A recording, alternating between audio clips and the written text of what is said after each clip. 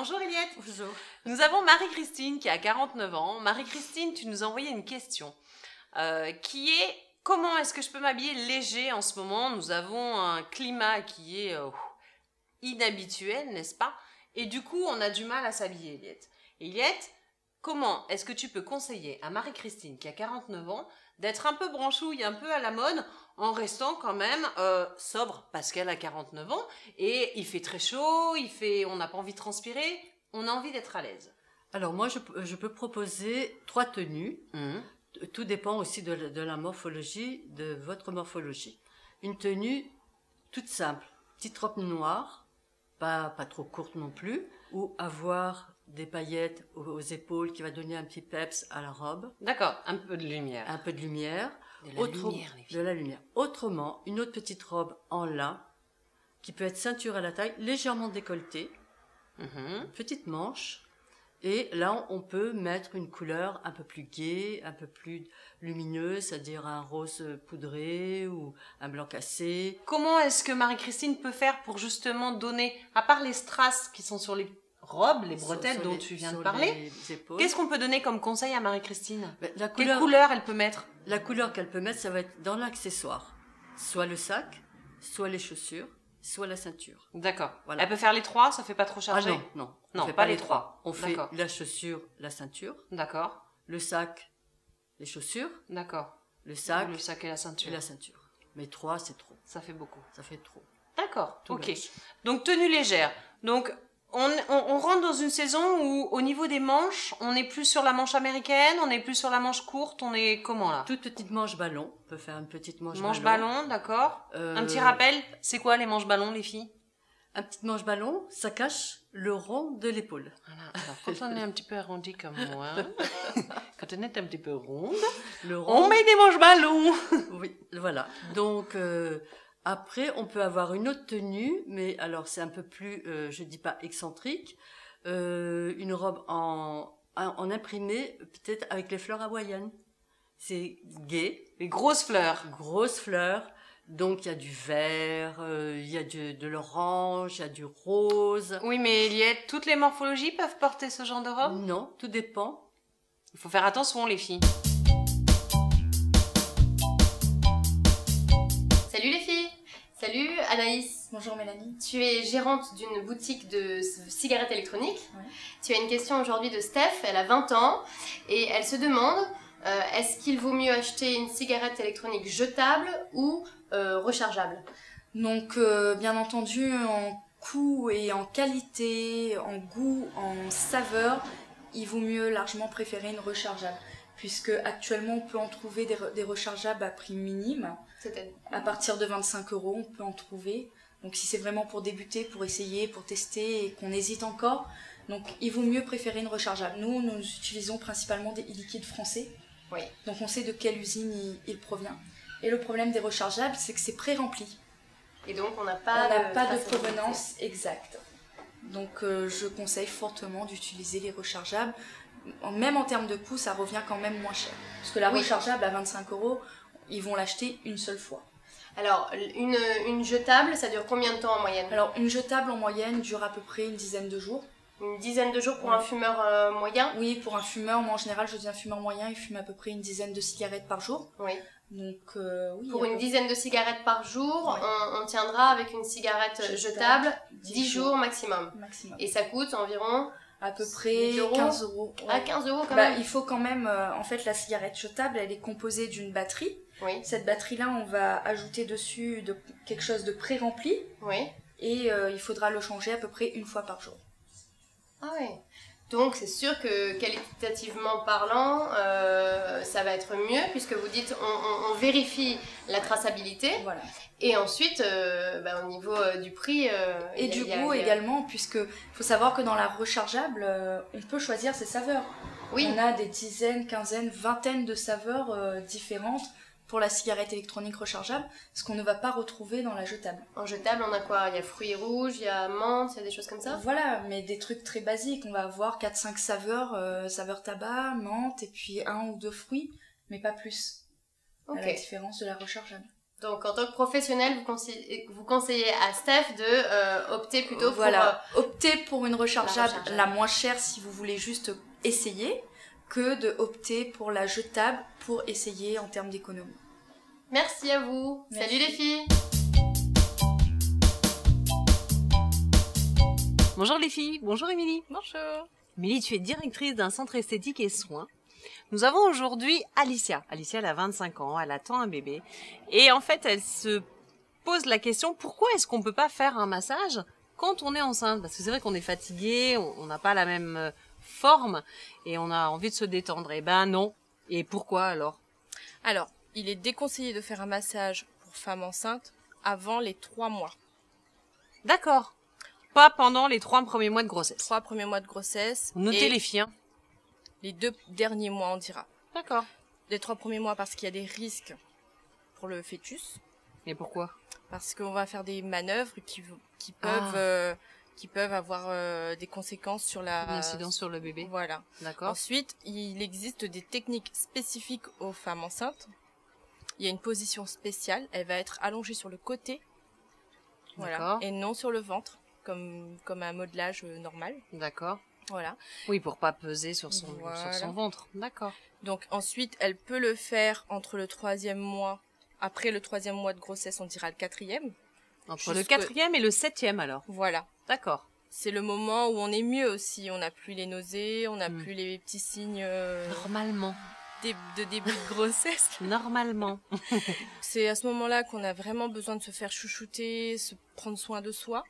Donc c'est un modelage qui va vraiment détendre en profondeur et nous soulager de toutes ces tensions. Cette tension. Voilà, tous les changements qu'on peut avoir en étant C'est le enceinte. moment aussi de prendre soin de soi peut-être. Hein. Bien sûr, parce que quand bébé arrive... T'as plus le temps après, c'est fini. Voilà. Hein, tu parles en connaissance de cause. Oui. Est-ce qu'il y a des gestes qu'on peut lui conseiller de faire plutôt que d'autres? Non. On il touche faut- pas à son ventre. Voilà, il faut vraiment pas qu'elle joue avec ça. Elle se met dans les mains d'une experte. Voilà, le modelage femme enceinte ou future maman. Oui, voilà. Mais Mais si elle elle peut pas s'amuse se masser. pas- Peut-être se masser les pieds le oui, soir avant elle de se peut se coucher. masser les pieds, mettre ses pieds un petit peu en hauteur, vraiment prendre le temps de se détendre avant l'arrivée du bébé. Est-ce toutes les esthéticiennes ou les masseuses sont aptes à masser une femme enceinte? Non, il Ah. faut vraiment qu'elle aille dans un centre où ils proposent vraiment un modelage spécifique Pour les femmes enceintes. pour les femmes enceintes. Ouais, donc il faut pas rigoler avec ça. Faut pas rigoler avec D'accord. ça, toujours une huile neutre, sans huile essentielle. Est-ce qu'il y a une fréquence à ne pas dépasser peut-être lorsqu'on est enceinte pour se faire masser? Alors, moi, je conseille un massage tous les 15 jours, D'accord. pas plus. On dépasse pas. On dépasse pas. D'accord, très bien. Donc Alicia, j'espère que tu as bien tout noté. Donc comme nous le disait Émilie, il y a une charte dans les centres esthétiques ou les instituts. Il faut être qualifié pour masser une femme enceinte.